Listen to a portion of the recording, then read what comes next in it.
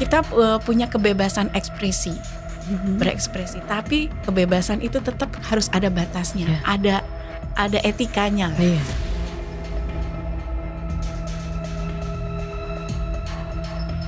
Itu bisa dihukum maksimal 6 tahun dengan denda 1 miliar. Kalau sudah masuk, sudah diklik dalam itu susah hilang.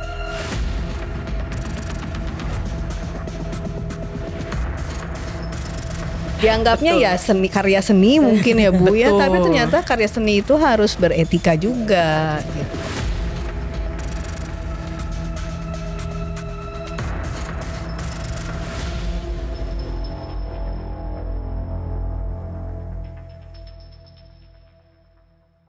Light, camera, rolling, action.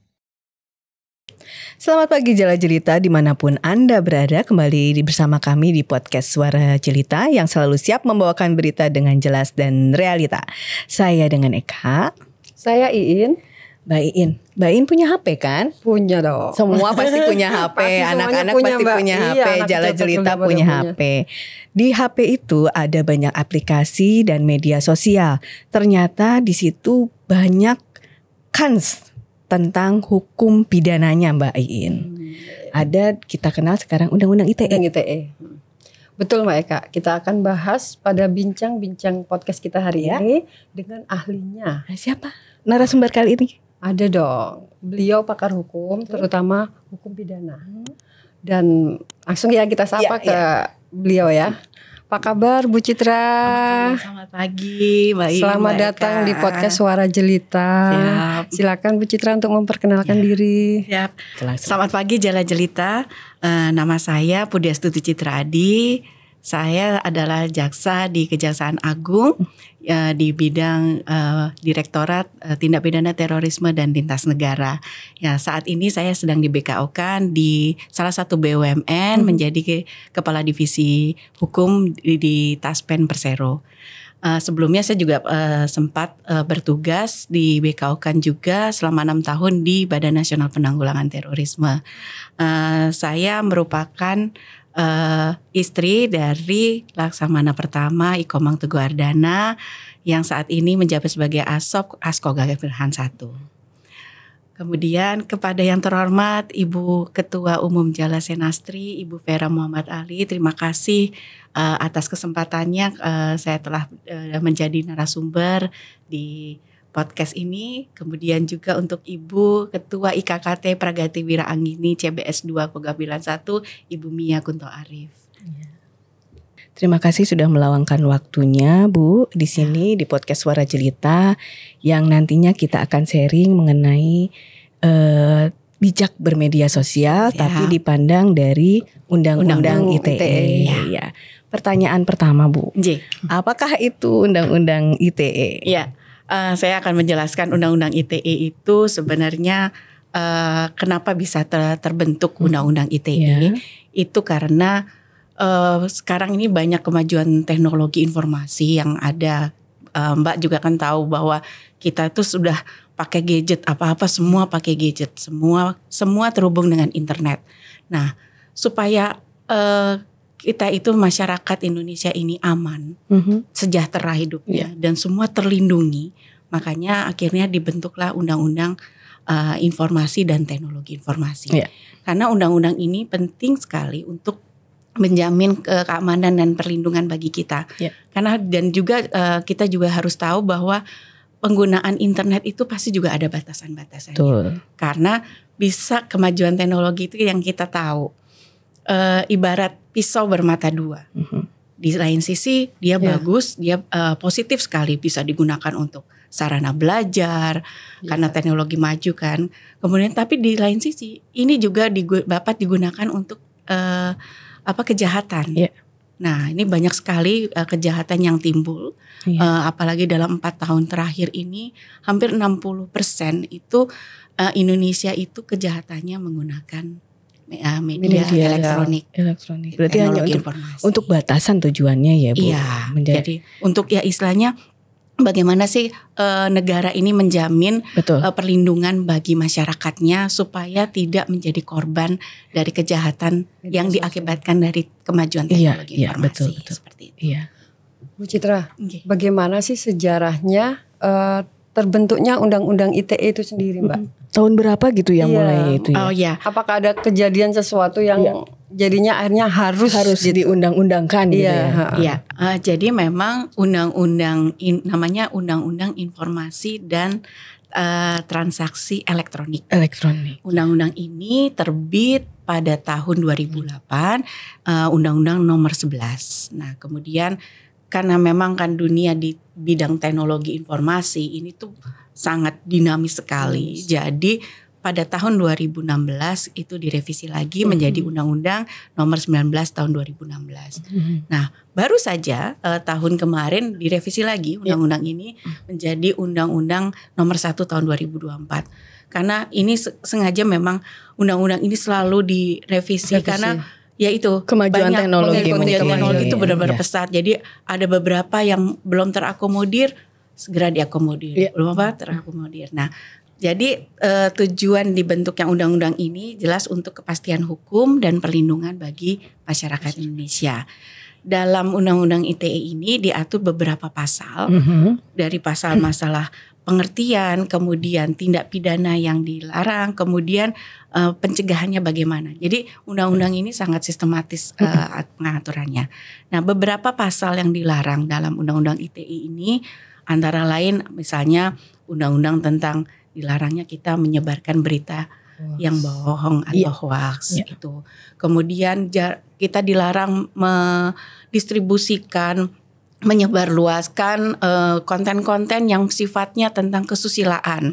Jadi seperti pornografi itu kita juga dilarang. Kemudian kita juga tidak boleh mendistribusikan, menyebarluaskan berita-berita tentang atau konten tentang perjudian. Kan sekarang ini lagi marak ya tentang judi online. Nah, ini juga dilarang. Jadi sebenarnya undang-undang ini tuh banyak sekali yang ini. Bahkan juga di sini juga mengatur tentang larangan supaya kita juga tidak boleh menyebarkan kebencian yang sifatnya sara. Itu kita juga nggak boleh di situ.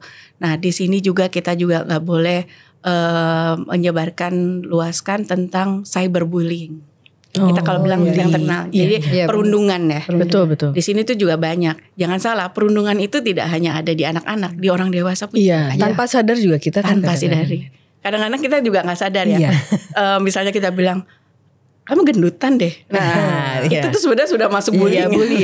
Nah, apalagi kalau kita menyebutnya di dalam sosial media. Karena tulis. Betul. Nah, mungkin pernah dengar juga kan banyak artis-artis anaknya dikomenin, anaknya kayak gini sih, anaknya kayak gini.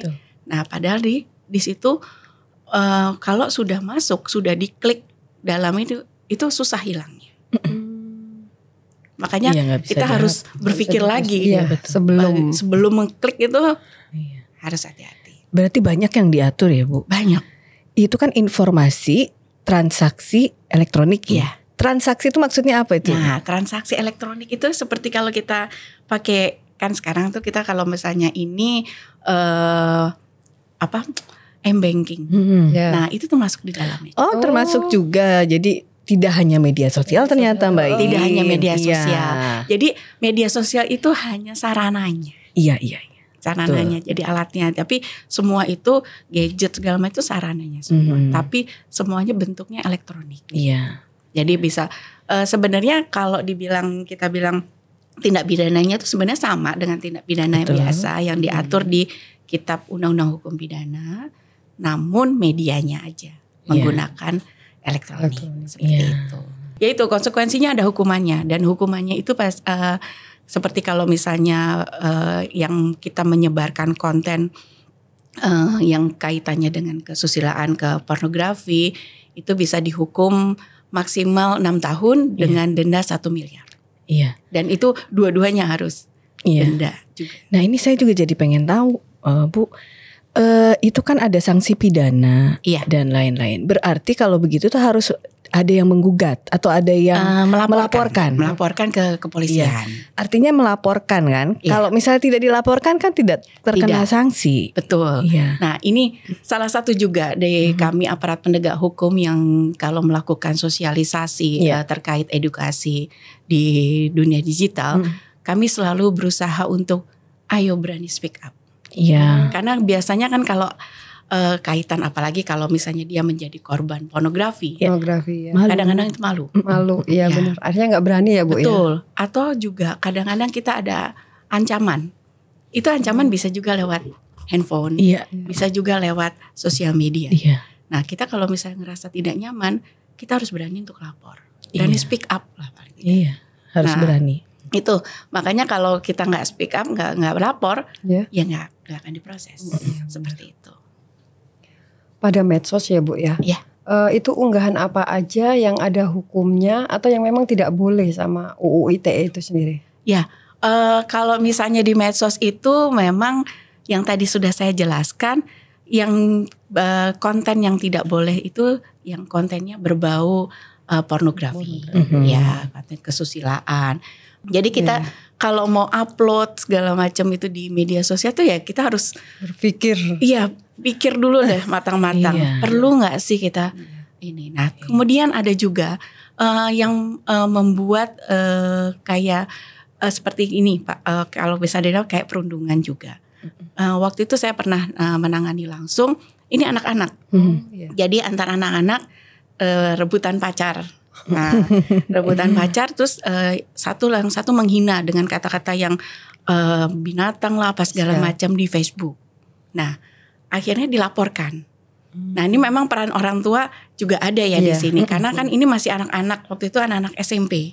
Nah, waktu itu akhirnya saya panggil orang tuanya waktu itu. Ini mau diteruskan atau mau istilahnya kan ini bisa juga hukumannya itu dikembalikan kepada orang tua untuk dididik. Kalau anak-anak kalau anak-anak karena kan kalau untuk dewasa beda lagi. Nah, orang tuanya masih kekeh yang satu yang korban. Dia masih kekeh. Enggak, saya mau diteruskan, Bu. Ini anak-anaknya masih SMP. Masa depannya masih panjang. Apa enggak bisa dipikirkan baik-baik? Saya kembalikan lagi ke mereka. Jadi kita pun juga sebagai penegak hukum itu pun juga harus bijak juga kalau mau menghukum seorang itu juga kita lihat dulu apakah ini anak-anak atau dewasa. Dan akhirnya memang hukumannya pun akhirnya dapatnya tindakan sifatnya kayak kerja sosial. Jadi bukan pidana penjara. Tapi kalau yang dewasa biasanya memang pidana penjara dan denda seperti itu. Kalau membuat meme atau meme atau tiruan itu kan sifatnya sarkasme gitu ya. Betul. Itu gimana Bu? Itu juga nggak boleh. Mungkin pernah ada kasus waktu itu kan yang ada mantan presiden kita dibuat meme segala macam. Itu kena kasus juga. Dan itu sudah ditindak. Itu nggak boleh juga. Ya padahal intinya gini, kita punya kebebasan ekspresi. Berekspresi, tapi kebebasan itu tetap harus ada batasnya, ada etikanya lah, seperti itu, ada adabnya. Jadi kita nggak bisa sembarangan bikin meme yang agak kurang senonoh lah sebenarnya. Terus kita seperti itulah. Berarti ada etika ya? Ada etikanya. Itu etika itu yang kadang-kadang kita nggak tahu, Mbak. Iya benar. Dianggapnya ya karya seni mungkin ya Bu ya, tapi ternyata karya seni itu harus beretika juga gitu.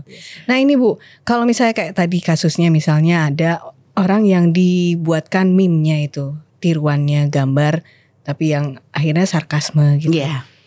Yang melapor, misalnya orang itu ya sudahlah legowo aja lah, aku nggak apa-apa ditiru, tapi temennya nggak.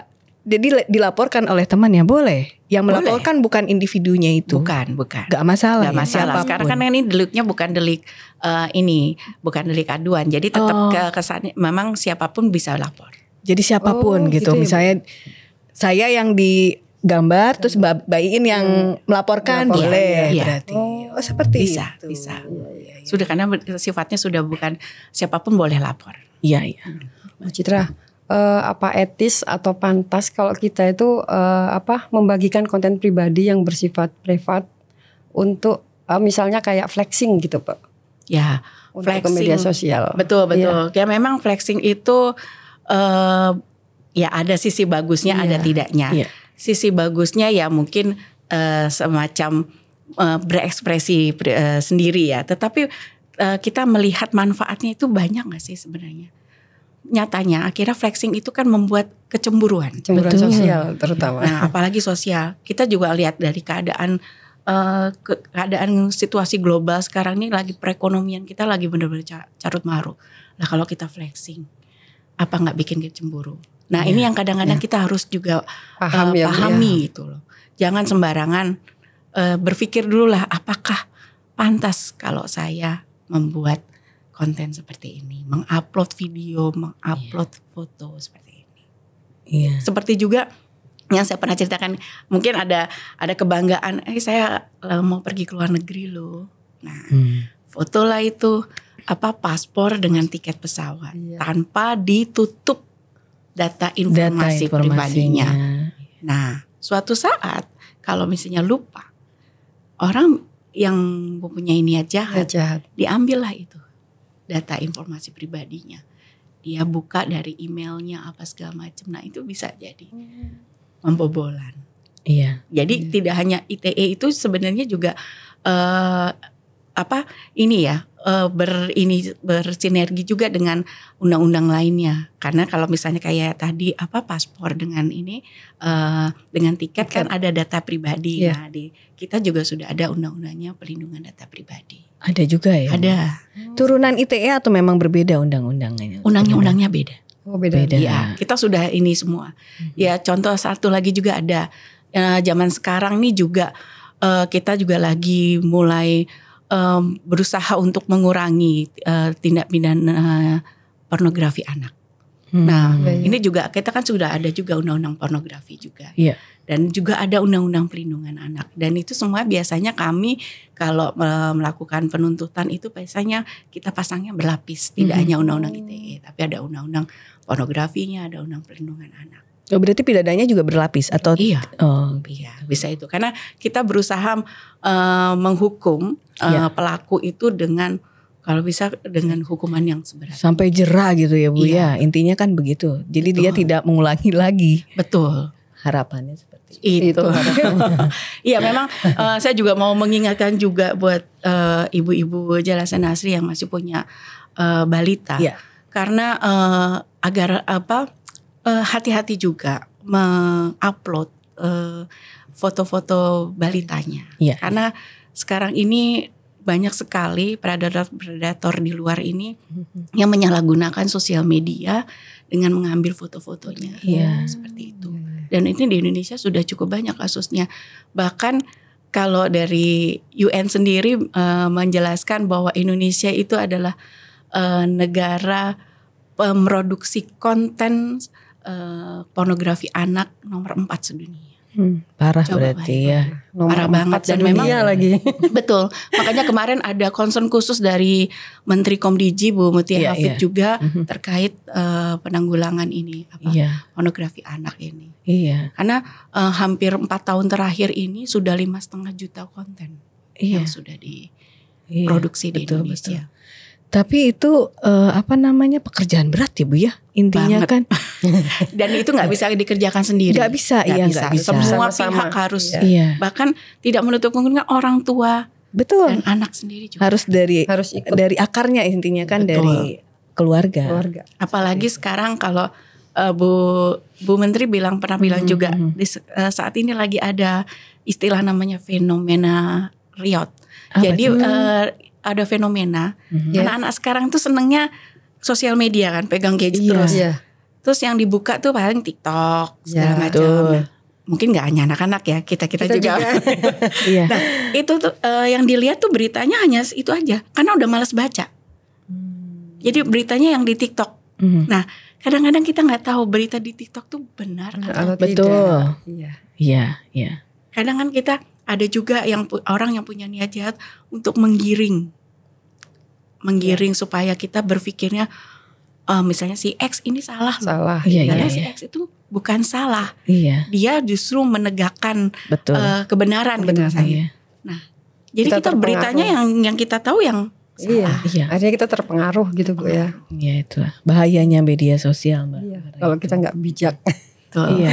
Kalau komentar mengenai SARA atau rasisme itu diatur juga nggak? Diatur juga, karena itu biasanya kan kita kalau misalnya posting gitu, wah ini pasti orang ini misalnya dari daerah suku suku gitu, mana, iya. Nah, terus nggak terima orangnya dari suku ini nggak terima, nah itu bisa lapor, bisa ini. Iya. Tidak harus orang itu yang misalnya orang itu yang lapor, tapi orang lain dari suku yang sama bisa juga yang lapor. Tapi kalau misalnya Bu, ini jadi saya pengen tahu juga pengen tahu karena kan nggak tahu selama ini kan mumpung sama ahlinya. Jadi kalau misalnya yang melaporkan tuh orang lain bahwa individunya tidak apa-apa. Nah, dalam prosesnya orang ini tetap nggak apa-apa yang justru yang dirugikan. Iya. Tapi hukum tetap berjalan ya Bu. Tetap berjalan. Tetap nanti berjalan. Pun juga nanti pasti kan akan kalau misalnya itu di BAP. Oh gitu, ya. Kan nanti akan ketahuan seperti apa ininya. Kronologisnya seperti apa, ininya seperti apa. Siap. Bu Citra, kalau ada orang memposting berita hoax misalnya, terus kita nge-repost lagi. Terus itu kita ada ini nggak beresiko pidana nggak? Berisiko sekali. Kita bisa kena. Karena di dalam Undang-Undang ITE pun ada juga mengatur apabila kita mentransmisikan, mendistribusikan berita yang tidak benar. Makanya tadi saya bilang kadang-kadang takutnya terpengaruh tadi kita nggak tahu, kita kirim lagi ke orang lain, kirim di grup segala macam. Nah itu yang kita juga harus diwaspadai. Ya itu kadang-kadang kita juga nggak ngerti ya, gak sadar bener atau enggaknya kan kita nggak ngerti itu. Karena kadang-kadang kan meyakinkan banget kadang-kadang beritanya. Ya itulah. Akhirnya kita terus udah gitu kita juga harus hati-hati. Kadang-kadang misalnya di grup di grup kan pasti ada komunitas juga tuh di sosial media maupun di misalnya di aplikasi komunikasi WhatsApp Telegram. Itu kita bisa screenshot terus kita jadikan bukti awal. Itu bisa menjadi bukti otentik. Bisa menjadi bukti awal. Berarti lebih mudah ya. Nanti baru dicari lagi, didalami lagi buktinya. Kan dari penyidik Polri kan punya keahlian khusus untuk cyber di dunia cyber. Nah nanti diteliti lagi benar nggak? Kan nanti kan dicek lagi dari misalnya dari pemilik aplikasinya ini. Misalnya kalau misalnya Telegram dia kerjasama dengan pihak Telegram, nanti dia cek lagi seperti itu. Iya, walaupun misalnya buktinya sudah di screenshot, terus orang ternyata dihapus, itu masih bisa ya. Masih bisa. Iya. Karena ini pasti semua data ini pasti tersimpan di ininya cloud atau server itu masih bisa dibuka. Iya, betul. Bahkan yang berapa tahun lalu itu kita masih bisa loh. Iya. Dan ini semua tindak pidana, tidak hanya ini saja, semua tindak pidana.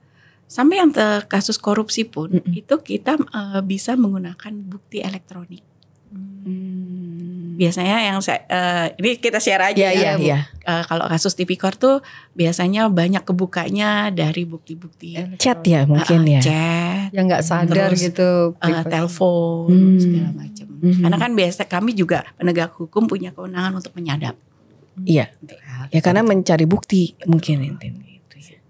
Yang unik Bu. Ada nggak pelanggaran ITE? Yang unik. Ada ditemukan apa gitu sekarang selama ini? Yang unik.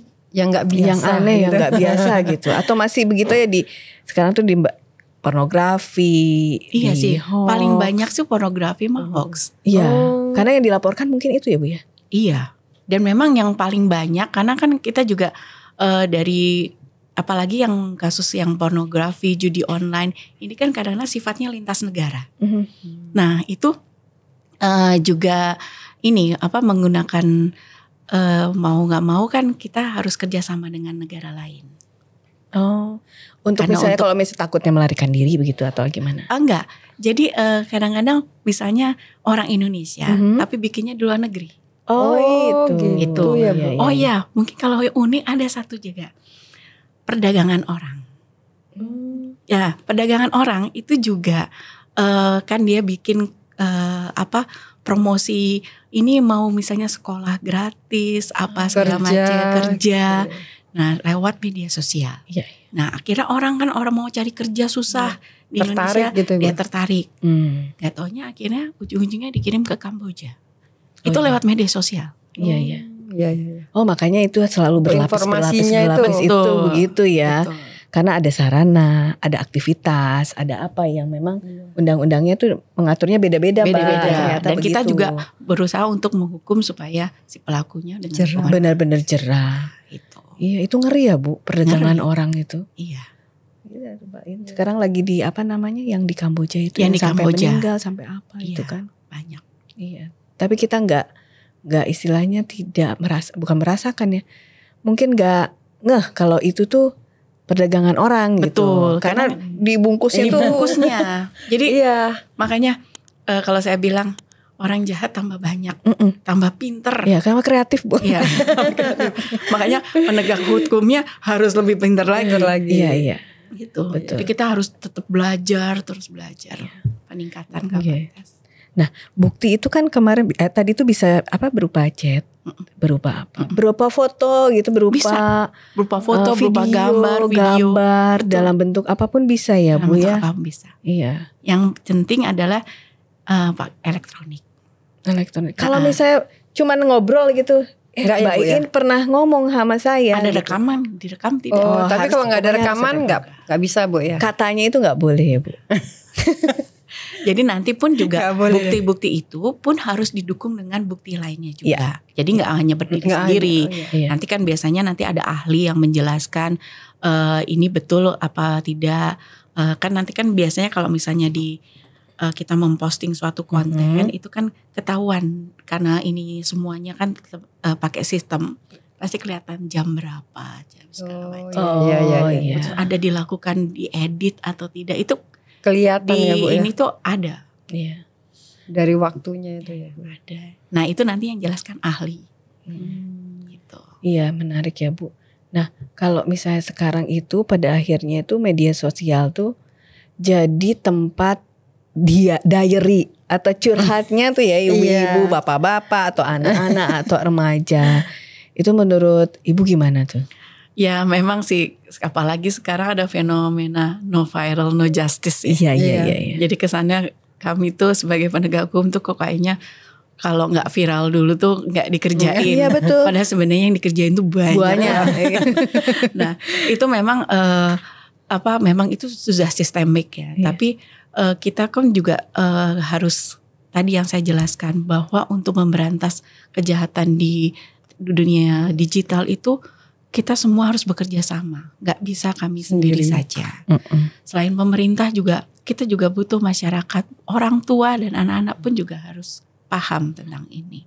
Nah itu makanya kita juga harus hati-hati lagi. Ya banyak sekali kita selalu mengkampanyekan bagaimana supaya kita paham tentang dunia digital. Jadi ya harus hati-hati saring sebelum sharing seperti itu kampanye itu selalu kita lakukan. Karena memang kita harus hati-hati. Apalagi sekarang tuh ya fenomenanya apa-apa udah gadget. Anak balita pun sudah dikasih gadget. Iya. Terus sekarang tuh ada FOMO itu katanya. Jadi ngikutin akhirnya kan tren-tren itu ya. Iya, kayaknya betul. kalau enggak tuh ketinggalan zaman gitu. Betul. Iya. Pak Citra, J. dari pembicaraan kita hari ini, kira-kira apa sih sebenarnya yang menjadi tips aman untuk bermedia sosial? Oke, ada beberapa tips ya. Kami juga suka sering share juga ada etika dan adabnya dalam bermedsos. Di sini ada hal satu, pikir dulu sebelum posting. Nah ini penting sekali. Semuanya itu kita harus paham. Bener nggak sih? Ini pas nggak sih? Kalau saya posting. Iya. Ada kita harus ingat lagi. Kalau misalnya kita posting sesuatu, risiko hukumnya tuh pasti ada. Iya betul. Ingat lagi tadi ancamannya yang saya jelaskan, ancaman hukumannya 6 tahun maksimal, dendanya 1 miliar. Betul. Jadi kita tuh benar-benar pas nggak sih? Nih, jika tidak pantas dibicarakan di organisasi, jangan juga diposting. Ya kita benar-benar harus bijak, benar. Dan kita juga harus mengingatkan, selain kita sebagai ibu, kita juga punya anak putra putri. Nah putra putri kita juga harus diingatkan, tolong hati-hati. Gini. Kemudian yang selanjutnya, sopan itu keren loh sebenarnya. Ya kita kan kalau menggunakan bahasa-bahasa yang Santun. santun, Iya. kan orang juga akan enak menjelaskannya. Wah, ibu anaknya cantik sekali, pinter lagi ya. Nah, terus gue bilang, kok anaknya kayak gitu sih, kan banyak tuh yang artis-artis yang anaknya dibully sampai anak dibully. Nah, kadang-kadang ya ini nih, kalau dibilang jarimu tuh harimaumu, itu tuh benar. Karena kadang-kadang tuh kok kayak nggak mikir tuh langsung ketik. Nanti kalau udah itu mau dilaporin terus minta maaf seperti itu. Pada akhirnya jadi saling minta maaf Bu, nggak jadi dilaporkan. Nah itu yang kadang-kadang masyarakat itu harus diedukasi seperti itu. Kalau nggak dilaporin, kita nggak berani speak up. Bablas. Gak inget kan pasti. Iya. Nah itu yang selanjutnya, jaga privasi. Ini penting sekali. Jangan posting alamat rumah, nomor HP atau masalah pribadi. Oh iya, saya mau ingin, kan kita suka belanja online. Oh iya. Kalau bisa tuh tempelannya itu dihancurin, potong kecil-kecil. Karena di itu kan ada barcode-nya, ada segala macam. Itu data pribadi kita di situ.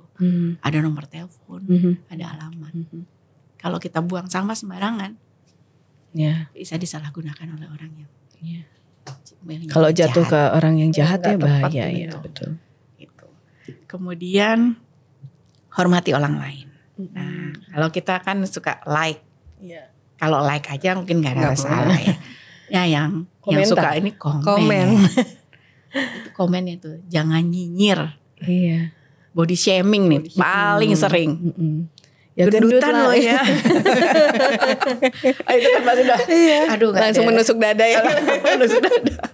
Itu bisa jadi itu berarti kalau misalnya kayak kitanya nggak berkenan bisa menjadi dilaporkan. Iya.